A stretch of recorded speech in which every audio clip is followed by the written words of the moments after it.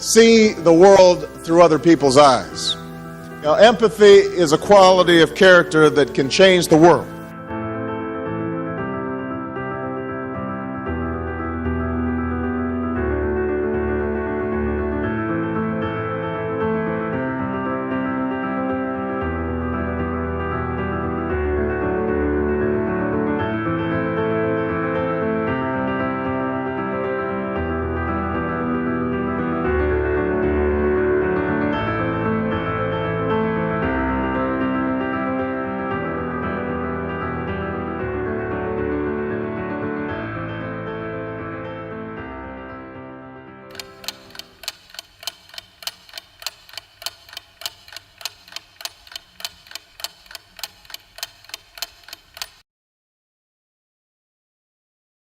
Good morning and welcome to ARTEFACTLive, where we look at the art and science of storytelling with me, Scott MacArthur.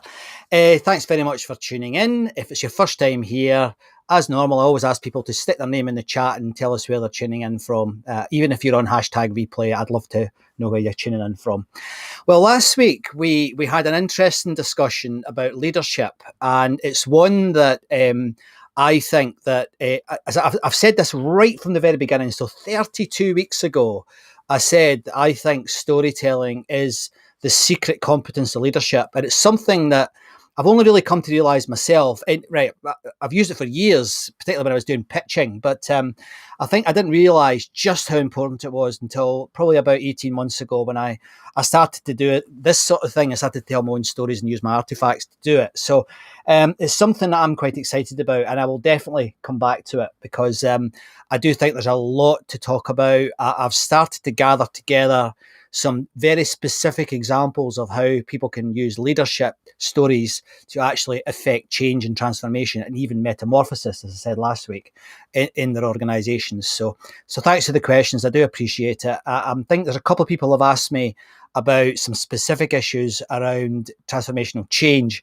I'll have a think about it. I mean, I've got a model for it, but I'd like to just tweak it a little bit. And I think what I might do is have a whole week where we look at an intervention that can help you in the leadership space. Now, I know that's not going to turn everybody on who tunes in, but this week will, because we're looking at magic. So I'm really excited. I've got Dr. Matt Pritchard with me today, who's brilliant, a really enthusiastic, fantastic magician. So we'll get to Matt in a minute. But nevertheless, I'm excited about all this coming together into a shape that I think can really, really help people to see how to use stories at work. Now, this week, what's been happening? Well, I've got another keynote coming up. I'm averaging one a week at the moment, which is quite good. It's not quite where I was before lockdown. I was doing 2 or 3 a week, but I've got one on Monday where I'm telling stories about mainly around what is horribly called human capital. And it's something that I've had a problem with that for years. But I'm going to talk about that in the context of project management and program directors roles across Europe. And it's the Greek Project Management Society that I'm speaking at. So I'm quite excited about it. It's such a shame. I've spoken there 3 or 4 times before, and it was always a great trip over to Athens or Thessaloniki. I can't say it, never can say that properly. Before, and unfortunately, I'm going to be stuck here in my study, so it's not quite the same. But nevertheless, I'm looking forward to it, and I know a couple of you are tuning in. So thanks very much for watching. I hope this gives you a flavour for what we'll do on Monday. So to today, I'd like to introduce my guest now. Now, this Matt is a chap I've known. I think it's a couple of years. Well, let's get Matt on, actually, rather than me prattling away on my own here. Sorry, Matt, I'm just talking. Hi there, everyone. Hi, Scott. This is Matt. Matt, we met via the Professional Speaking Society, didn't we? Yeah, must be 3-4 years ago now. You have to take away at least a year of our lives, don't we, because of the pandemic? Yes. And I think that was in Birmingham. I've got a shady memory of it. I remember you being. Yeah, it was in Birmingham, because I remember bumping into you and having a cup of tea with you at the back. One of the people that were nice to me on my first day. I remember that. So anyway, so can you tell everyone what it is you do, please, Matt? Would you mind doing that? Yeah, so there's 2 parallel strands to what I do. In fact, I might be able to illustrate. I love making things. So this is a concertina piece of paper, and when the letters align, you can see the word science there. So my background is science research. So I was a physicist. I worked with lasers. I made things really cold with lasers, which seems really counterintuitive. And then I moved into science communication. I work a lot in schools. But the other side of me is this side, which is it's back to front. This should be the word magic. So if we get a mirror involved, and you'll see later, I think that I love mirrors, we can probably reverse this. So let's put this in play here, and we can see we've got the science and the magic side of what I do. So I call myself a science magician. So magic's been a hobby of mine since I was 10 years old. Sort of typical story for many people getting into magic. They got a book or a kit as a kid, and I just didn't outgrow it. It's a wonderful hobby, and now it's a job, and I fuse them both and look at the interplay between science and magic. Brilliant. It's interesting because I'm not a magician, as you know, but I have been fascinated by magic since I was at school. And it actually came from Arthur Clarke in this very famous The Third Law of Robotics. Yes. So he talked about any sufficiently advanced technology is indistinguishable from magic. And I remember reading the robot books when I think I was about, Matt, I must have been about 9, which is about 1 million years ago. And I thought, and that got me. And I remember speaking to my grandfather, Matt, and he had seen Houdini in Glasgow, and that was it. I was hooked, and I don't have a broad knowledge like you do, but I am absolutely fascinated by it. And I guess that's the first thing I'd like to ask you. I mean, why is it that so many of us are so captivated by magic? What is it about it that you think captures our imaginations? I think there's a few things. I think one of those things is this hidden knowledge. I think we all like to know that we know more than other people. And so particularly as socially awkward teenagers, it's a nice place where you feel you've got something that others haven't, and it can be power. I think magic is power as well. Magic, and I think we'll talk about later, Scott, we'll talk about magic can be influence as well. And I think you look at traditional magic, the supernatural, rather than my theatrical side of magic. Magic in a lot of ways is a power transaction between the magician and the world and the gods, and it's it's power, and it can be as a teenager it could be very alluring as well. I think there's also an escapism to magic as well. That's when you're stuck in what can be quite a dull, mundane, frustrating life. Magic provides that escape route. It provides new possibilities, new dreams to explore, and there isn't barriers there saying you can't do this. And so I think those are two things. It just it's magic can be releasing. That's fascinating. I tell you, I had an experience where I was reading one of Derren Brown's books, famous mesmerist, and I have to say, I don't like his style. I find his writing quite difficult. But at one point, he talked about how if you could guess the password, you probably know this, on his website, the sort of the book of all books in terms of close-up card magic is on there. And I guessed that it was Barnum. It was one of the classic, magician type passwords, if you like. And I got the book, and I tried to do card magic. Oh my bloody God. I mean, the amount of effort it takes to get, I'm sure you're going to show us some of your stuff, but the thing that I really got very early on was, this is not something you just pick up and do. This is complicated, difficult, a difficult thing to do. Do you think people appreciate that? I know you appreciate that, but do you think people just think, you just buy it and do it? Do you think that's how people perceive it? I think you're right. Magic can be quite hard to start off with once you get past your initial trick or two. I think some of that is if you're going to be doing sleight of hand magic, you end up using muscles in your hands and fingers that you just didn't know existed. And to get a grasp of that, you really have to put the work in to strengthen those muscles. I'm not particularly adept at sleight of hand magic. My hand-eye coordination, my timing is terrible on that front.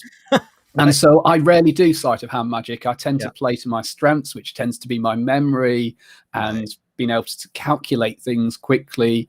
And so that's what I use for my magic, as opposed to the more sleight of hand side.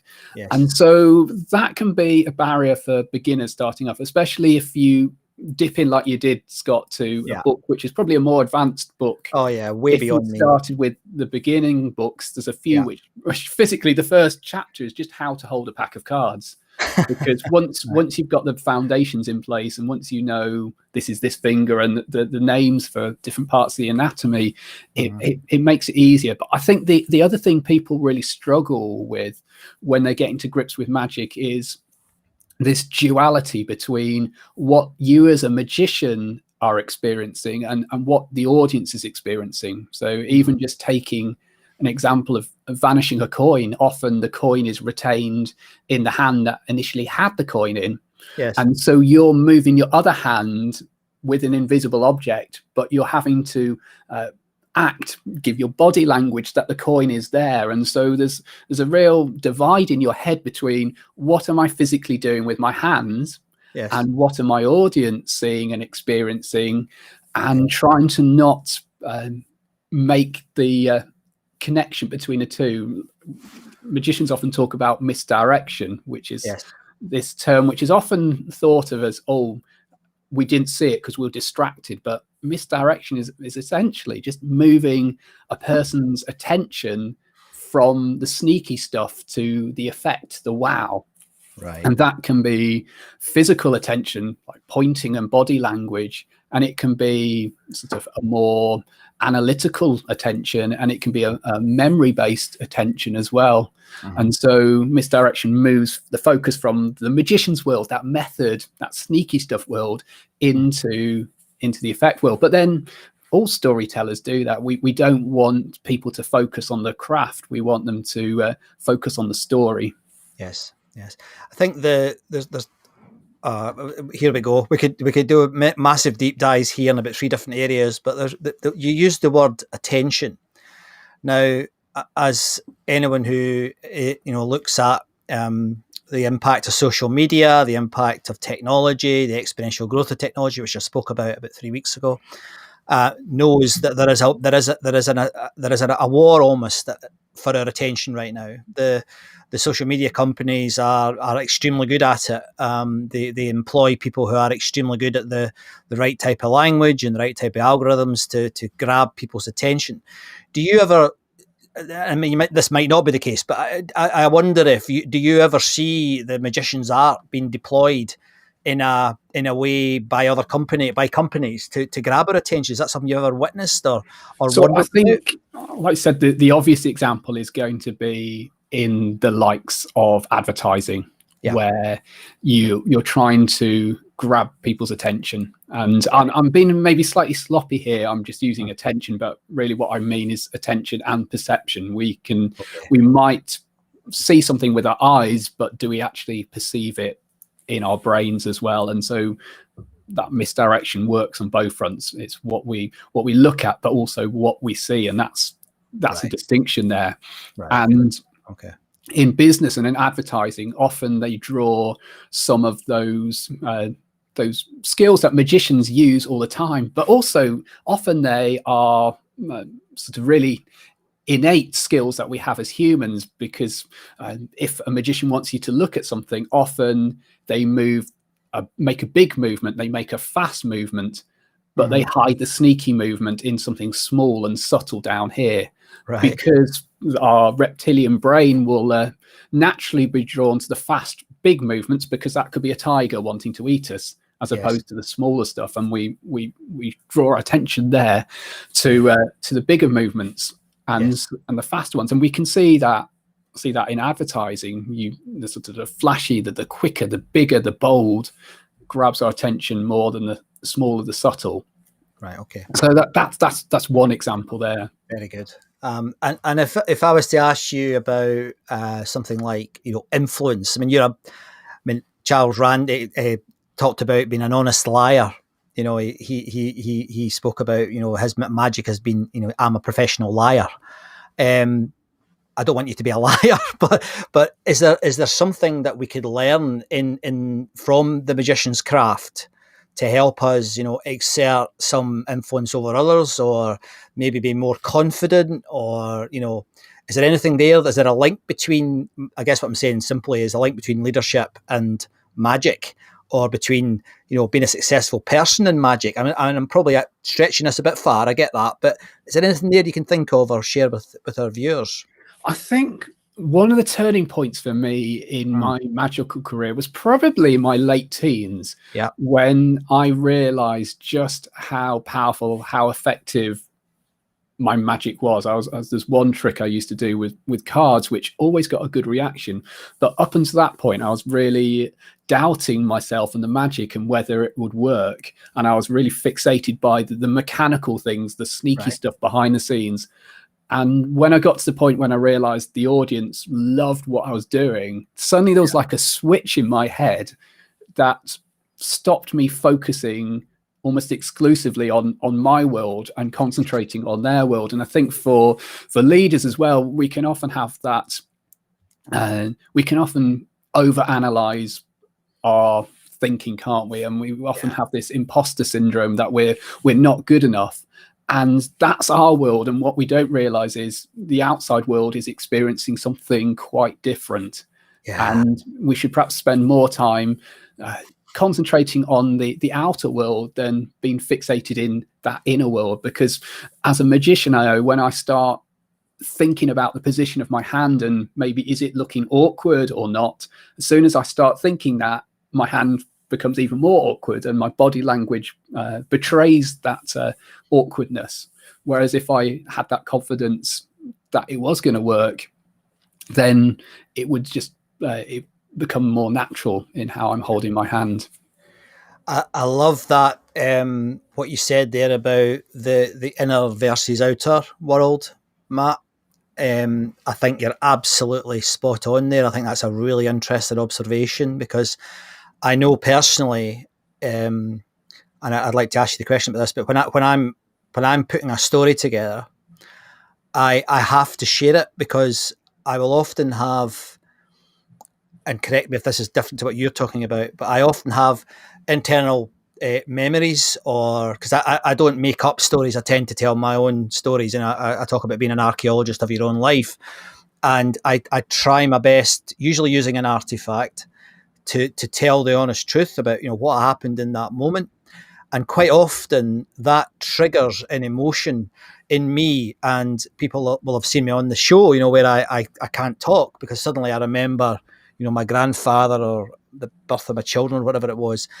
But sometimes, particularly on stage or when I'm telling a story to someone, you know, not like this, I have to remember that they might not understand that context, and they might think, what's wrong with them?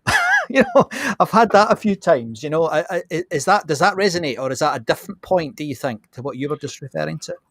I think what resonates is the keep it personal and keep it into the realms of what you know and your experiences. I work a lot with schools, and do a lot of research into how we can create environments that make people curious.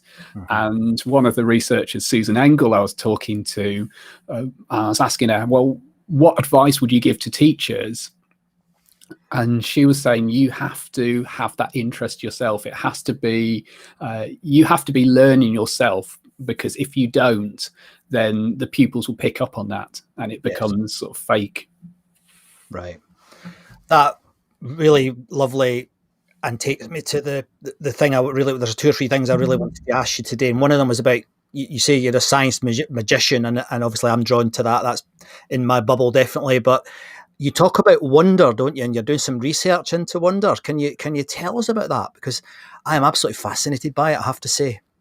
Yeah, so in lots of ways, people will say that magic and science are in complete polar opposites, that one is trying to understand the world and trying to make it rational, and the other is almost celebrating supernatural and the unbelievable nature of the world. But I don't see it that way. I see both scientists and magicians share this common sense of wonder.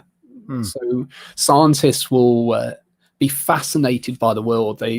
So fascinated they want to understand how it works, and magicians equally fascinated by the world, but they know that sometimes when you get really fixated by the how of things, that becomes a stumbling block, and so they want to move you past or to circumnavigate the how and move on to now. In fact, let me show you this. So this is taking that science magic thing I showed at the start. So this is with 3 words this time. I made a pyramid here, an array of pyramids, and if we line it up correctly, we get the word wow. And so for me, this is the first part of the wonder cycle. You have that wow, that surprise moment that's counterintuitive, that brings you to a new territory, really. And then if you twist it round, we end up with this word. We end up with the how. So that's when we try and understand it. And Richard Feynman, a physicist, talks about how you can understand and appreciate the aesthetics, the beauty of a flower. But when you start to understand what a flower is doing with its petals, how it's attracting the bees to cross-pollinate, how the sort of the petals you see differently in the ultraviolet, you can get that second wave of wonder. It doesn't detract from the first one, it adds to it. Wow. So we've got the how side of things, but we've also got a third one, which is the now. And that's what I try and move my audiences from. So we go through this cycle of wow, how does it work? Yeah. But don't get stuck on the how. Don't leave it as a full stop. Move on to the now. This is where the great questions come in. Now I wonder what else. Now I wonder what if.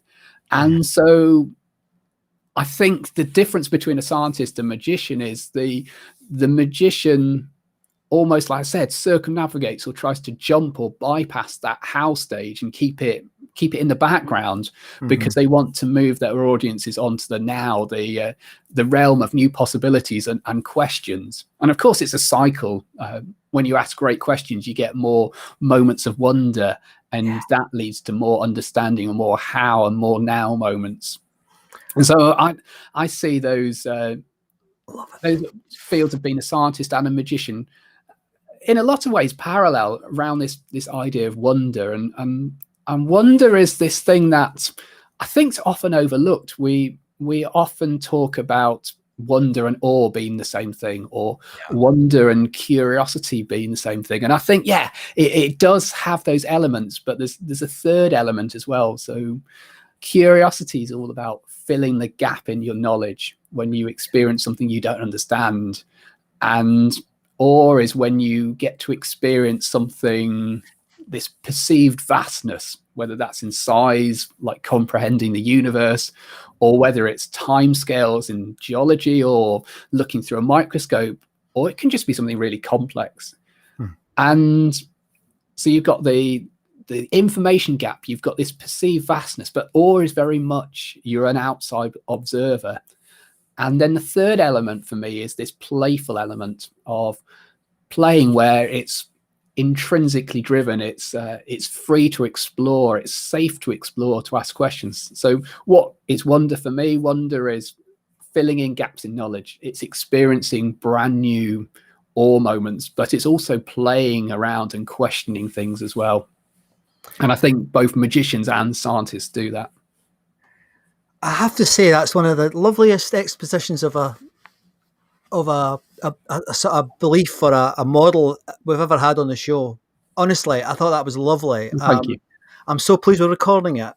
That's lovely, and I love the idea of a wonder cycle. That's brilliant, Matt. Wow. So I'm going to ask you in a minute. We'll have a quick break, but I'll ask you in a minute to bring your artifact to the table. But while Matt's doing that, I'd just like to remind everybody of a few things that are going on in the background and in the work that I'm doing. Things on here have been really interesting in the last few weeks, and I'm so delighted to have someone of the caliber of Matt here. And in the next few weeks, I've mentioned some of this on social media, but I've got Nancy Duarte coming on, who was the lady behind Inconvenient Truth by Al Gore, his presentation.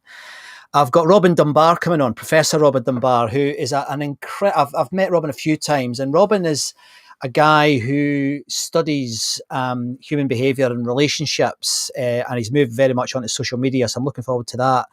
And I've also got Scottish author, probably the top guy in Scotland right now, called Ewan Morrison, coming on. Ewan's books are extraordinary, and they tell stories about where the future could go. So this is all beautifully linking together. And I have to say, with Matt's Wonder Cycle, he's really got me thinking, because that can really help frame some of the questioning that I'm going to use in the future. But yeah, quite exciting. The other thing that's happening, and I've mentioned this last week, is I'm going to be running a little course every last Thursday of every month, starting this month, and it's going to be online using the Funzing platform, and it's called Storytelling at Work, and it's aimed at people who maybe have reached a point where they can't seem to get that next promotion, they can't seem to get to the next stage, and I'm going to do that in an hour. But I'm going to give you some thoughts and ideas on how to use all of these 33 programs that we've already developed and put out to the cosmos, how to use the learnings from that to actually help you do better in terms of your career and perhaps even your personal life. So let's bring Matt back on. Now, Matt, I've seen your artifact and I love it. But could you share your artifact and tell us the story behind this incredible thing that you brought? Yeah, so I was... Oh, sorry. That was my fault. Sorry. So yeah, I was just on the beach with my family in Cromer, which is just on the east coast of England, and just in the pebbles on the beach I discovered this. So I'll give you a slightly better view here. So this is a pebble, but it's also been worn away, and in the center of that there's an even smaller pebble, and it's been wedged there. And I had to when I got home, I got paintbrush and I got some tools, and I just brushed all the sand that was wedged in away, and now we've got this wonderful like dragon's eye, and it's lovely to handle. But also there's so many questions with this of what must have gone on in the oceans to wear that away. Why was it that particular point has got worn away? Was this an old tool that has just washed up, that someone from the past has drilled out and the pebble has somehow got in there? Or was it just the natural forces of the ocean? And then, well, how did that pebble get in there? And then just the fact it looks like an eye as well. So that for me was just a really special find. And it also flags up for me just one of the aspects of wonder is just noticing. I think we often not notice things. They slip by us because life is too busy, and wonder often happens in the gaps. Wonder happens when we slow down. And I think if I was in a rush, I wouldn't have spotted it. It was just the fact I had spent the afternoon just sat chilling with my family that I spotted that. If I was to ask you, I mean, what you've done there, sorry, I have to put myself back on now. I'm so interested in this. I'm screwing the technology up. I don't normally do that. The idea there of creativity, you mentioned creativity. Where do you get your ideas from? Does it spark off like an artifact like that? Because I could see that turning into a piece. You know, I could really see that. The dragon's eye, I love that. Very evocative. But where do you get your ideas for your magic? Because watching you earlier with your Wonder Cycle, you made that yourself, didn't you? You didn't buy that. You made that. And I've seen you online with I know you've entered competitions and won competitions about, new ideas. Where do you get your ideas from? How do they come? Because creativity is something that, everyone's talking about at the moment. So where do you get yours from? Where do you think it comes from? I think it comes from a few different areas, and I think it's important to recognize that creativity is inefficient. I think almost by definition, taking a couple of ideas, combine them together to make a third idea, you've lost one in the process. Yes. Or we know when we create stuff, half the time or more than half the time, things don't work. And so you've lost things in the process. And so to be creative, I think you constantly need to be feeding your thinking with new ideas, with new experiences. Now, I know both myself and Scott are great readers. We love getting ideas from books. And so my house, as my wife says, is filled with too many books. And so ideas for me come from reading, and often a new idea comes from an old book. I love the old Victorian scientific amusement books, full of things that nowadays are probably illegal because they use chemicals that are unsafe, lots of mercury. Some of it is a part of its time. So there's lots of experiments involving steam engines because that was an obsession back then.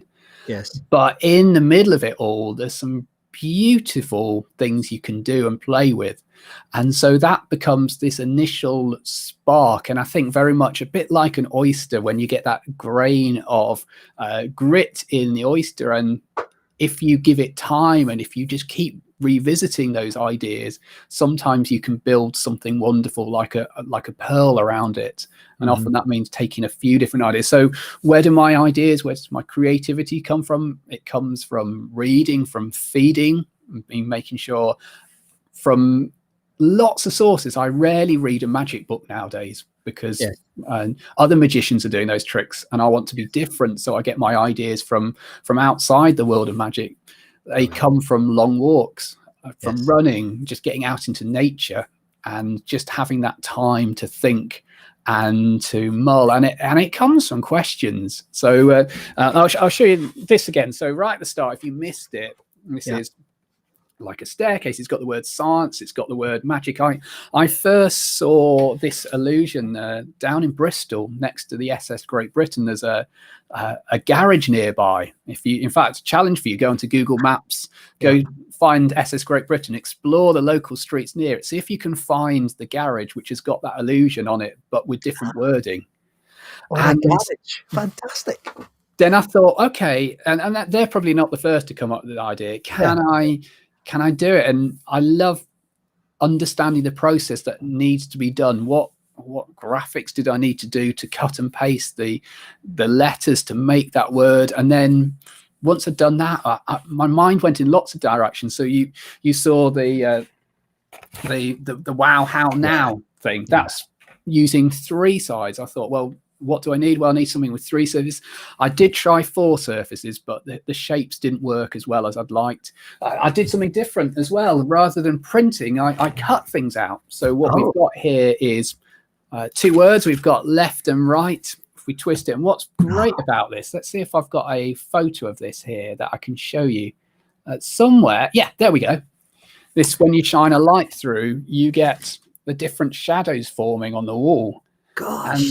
And so it's just wonderful. So that's one direction. And then I started going, well, how else? This time last year, I was obsessed with these, what I call Perspectrix Illusions, where you can view it from 2 different angles. And so things like this time using glasses and refraction from water and glasses, and you can switch between it and a host of other things. And then that led to, well, this thing here, this looks like there's nothing there, and then suddenly you've got the word invisible behind that. And what I'm just trying to show you is there's one idea, one bit of inspiration, and a few questions led off in different directions. Now, I can't tell you how many dead ends I got along the way, but what you've seen is a few times it worked well.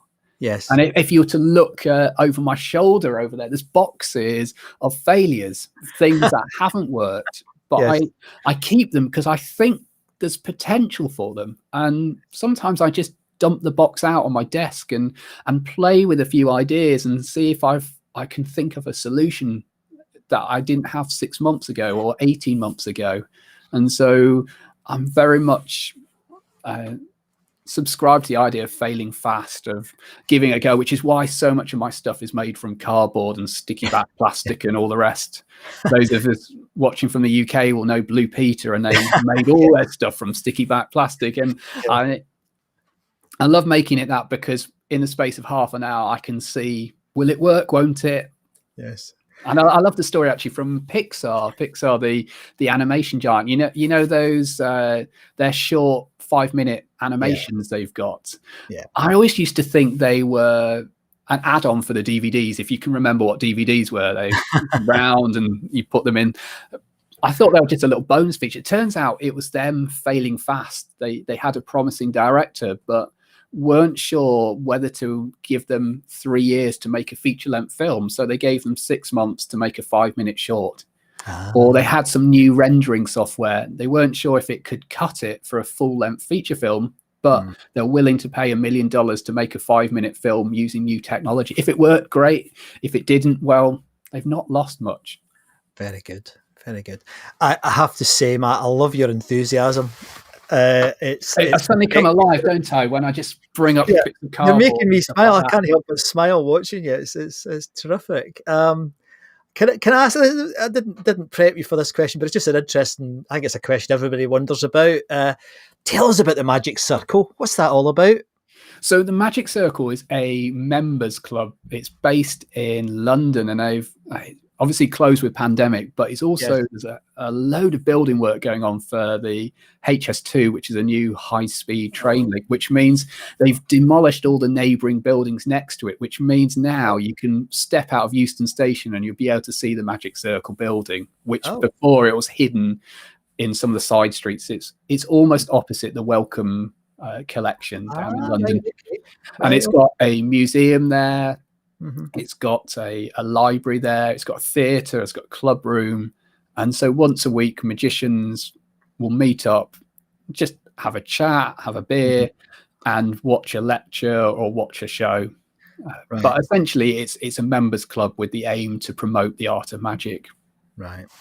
And is it something that you're active in, or is it something that it must take some time commitment, I guess, to be active in a community like that? So I don't physically visit the place that regularly. I go maybe 5-6 times a year, because a lot of my work was moving through London. I'm based in Birmingham. The train route from Birmingham to London comes in at Euston, and so it was convenient for me on a Monday afternoon to go to the Magic Circle, catch up with a few friends, learn a few things, and then later in the evening get a much cheaper train ticket home than the peak rate trains. So I did that.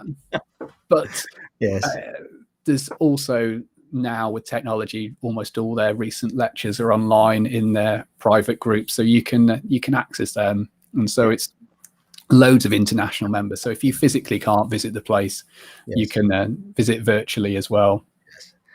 I've been once. We took the children there for a Christmas magic show, and they gave us a tour of the building. And it's a lovely place. I mean, it's great for fascinating for the public. I remember the as you walk into the museum on the right, there was a flea circus, like the sort of thing you used to see in all the old movies. It was fantastic. So we're coming. Unfortunately, we've only got a few minutes left now. So I'm desperate to ask you loads of questions here. What's the piece of magic that you're proudest of? What's the one thing that you've created on your own, obviously influenced, as you said earlier, with your books and your reading and all the rest of it, that you think, that's the one I'm really proud of? Oh, that's such a tough question, Scott. I think it's always the latest thing I'm working on. I've got quite a short attention span, and when I'm working on something new, it becomes an obsession. And the moment I've cracked it and got it working, that's when my interest just evaporates. So I'll often create a new illusion, post it onto Twitter and Instagram, and once it's been posted, then I'm on to the next thing. So that's not really answering your question at all, is it, Scott? But maybe I can give you an example of something that I really, really like. And I'm going to choose one that illustrates for me the wow, how now aspect of things, because I'm going to show it you 3 times. The first time is going to be using, you're going to see the trick. And then the second time, you're going to have a backstage view and you're going to see how it works. And what you'll realize is it happened far too quick. So you're going to get to see it a 3rd time in slow motion. So here we go.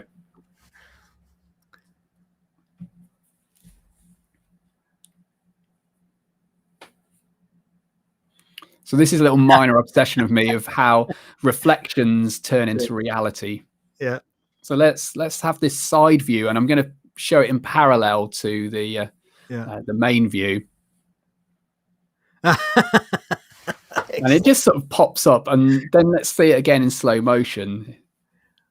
What we call a self-assembling net. It just with some string just pulls up, and so it's a known mathematical thing that I've read about, and I thought, well, could we try and conceal it and turn it into a trick? And so that's something.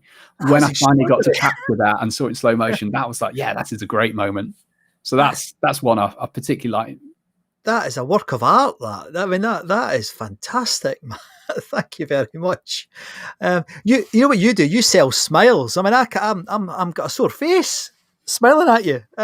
Fantastic. I only smile when I'm talking about these illusions. Most of the time, I'm like deadpan. If I was to ask you for a if someone was interested who's watching in magic and wanted to learn a little bit more about it, is there a book or a film or something that you would say, that I would start with that. I would look at that. Obviously, watch Matt Pritchard's work, but what else? What would you like people to? So I think if you want to see good magic, and one of the best ways to do that currently is to watch the Penn and Teller Fool Us TV series, and leaving aside the whole concept of trying to fool Penn and Teller, what it's great for is showcasing magicians at their best. They pick their favorite tricks and they work many months in doing that, and it's filmed well and it's done in a respectful way. So if you want to watch good magic, that's a great place to find good magic. If you want to learn magic, I always say go to the books, because if you watch a short YouTube video, you'll learn a trick, but you won't learn magic. And a book I'm particularly fond of, and I think is really good and completely underrated, is a book by the American TV magician Mark Wilson, and it's usually called The Complete Course in Magic or something similar. They've rebranded it a few times, but Mark Wilson's Complete Course in Magic. It's a massive, thick hardback book, full of magic, and not just coins and not just cards, but big illusions and props. And you'll learn good sleight of hand, and you also learn some of the other tools that magicians use as well. So that's a great starting point. Fantastic. Thank you very, very much. I have to say, I love the Penn and Teller show myself. It's a terrific show. And I love the dynamic they have on that show between them, and also between the respect that you can feel between the magicians and Penn and Teller, and how much respect Penn and Teller have for the magicians. It's wonderful. There's a real human element to it. So thank you for that. And for everyone watching, I'll grab a copy of the book that Matt's recommended, and I'll put it in the description on the YouTube version of this. So if you just bear with me, I can do that. Matt, if someone wanted to get in touch with you, wanted to book you, wanted to see your other work, I've got a note of the Wonder website here. Is there anything else you'd like to point people towards? Yeah, so the wordsandwonder.com is a project of mine, which essentially exploring the idea of wonder by interviewing fascinating people. So we've got Helen Sharman, Britain's first astronaut. We've got bishops, we've got con artists, all the way through to zoologists, really asking them what they do for their work and what makes them curious. And there's 130 odd interviews there, explorers, philosophers, theologians, the lot. So I encourage you just to dip in for your own interest. My own website is sciencemagicshows.co.uk. That's predominantly aimed at my main market, which is working with schools, teaching science, maths, but also teaching critical thinking, creative skills. Yes. But I'd love to connect with people on Twitter and Instagram, and it's just simply Science Magician. Of late, as I mentioned, I post lots of illusions. Some of them are puzzles for you to look at. Hopefully they put a smile on your face and a few wow moments as well. Yes. And business wise, I work with companies and organizations to look at how we can create environments that foster this wonder, how we can create environments that's safe to ask questions and discover new things, to bring wonder and curiosity both to the workforce, but also to your customers as well. Fantastic. Matt, that has been a privilege. I have really enjoyed that. And I would love to have spent more time talking about critical thinking and about the other work that you do. So maybe if you're up for it, we could maybe have you on again to talk about that. Yeah, I'd love to, Scott. Because there's a whole world there that I'd love to get into. But thank you ever so much. I mean, that was terrific. Being in from the States, we've had people coming in. Well, who have we got here? We've got Sharon Gordon from Stourbridge. So we've had quite a mixture of people come in. So thank you very much. It's been an absolute pleasure. And I really do hope that we get a chance to talk to you again on the show. Thanks, Matt. Yeah. And hopefully we can grab a beer when it's back to degree of normality, Scott. Yeah. That'd be good. If not, a cup of tea. That's for sure. There's plenty of stories to be told about that. So that, ladies and gentlemen, was Matt, and I think that was brilliant. I particularly loved that Wonder Cycle piece. Do you know, I've heard Matt talk about that before, and from the sort of the wow to the how he talks about. He didn't quite say that today, but that's what he often talks about when he's presenting. And I love it. And put into that context, it's got my brain firing in all sorts of directions. So, Matt, that was first class.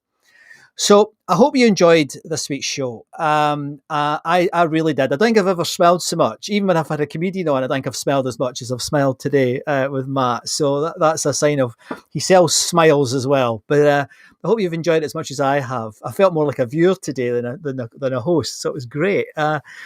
Next week, I'm hoping to have Ewan on next week, Ewan Morrison, the Scottish writer. And I'm excited about that because he's a pure storyteller. I mean, people like me and Matt tell stories as part of our roles and a part of our jobs, part of our passions.